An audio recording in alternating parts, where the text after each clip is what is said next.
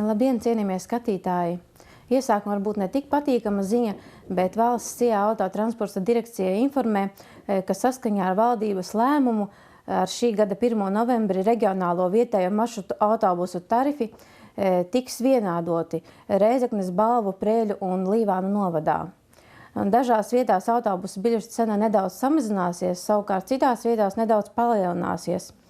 Un tā kā Līvānu novads ir tā vieta, kur līdz šim tarifs bija viens no zemākajiem Latvijā, tad pārvadējuma Līvānu teritorijā cena pieaugs. Tā piemēram, Līvānu pilsētas teritorijā par biļeti būs jāmaksā 40 centi iepriekšējo 30 centu vietā.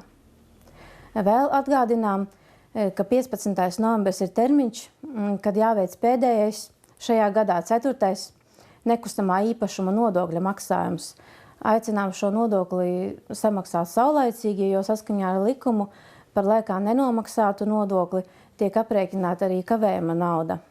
Un ērtākais veids, kā nomaksāt šo nekustamā īpašuma nodokli, ir portālā e-pakalpojumi LV, bet, protams, jūs to varat izdarīt arī Līvānu novada domes kasē.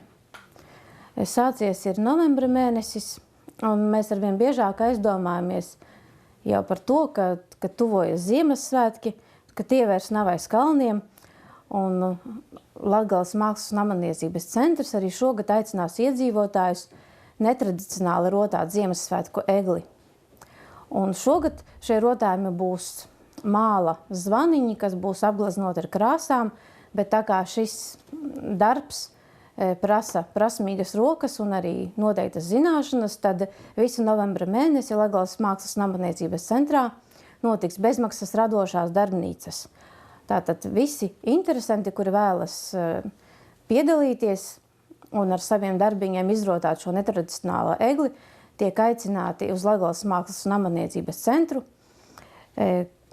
Tātad katru otrdienu un trešdienu no 10. līdz 13.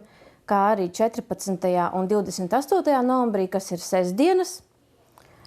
Iepriekš piesakoties pa tālruni 28 60 33 33. No sporta pasākumiem šonedēļ piekdien 6. novembrī 15. Jaunatnes iniciatīvu centrā Kvartāls notiks biljarda turnīrs jauniešiem vecumā no 13 līdz 15 gadiem, bet savukārt 17.